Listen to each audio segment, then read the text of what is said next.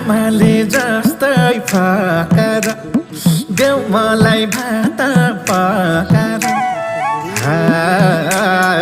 आमाले जस्तै फकर देऊ मलाई भात पकाएर किन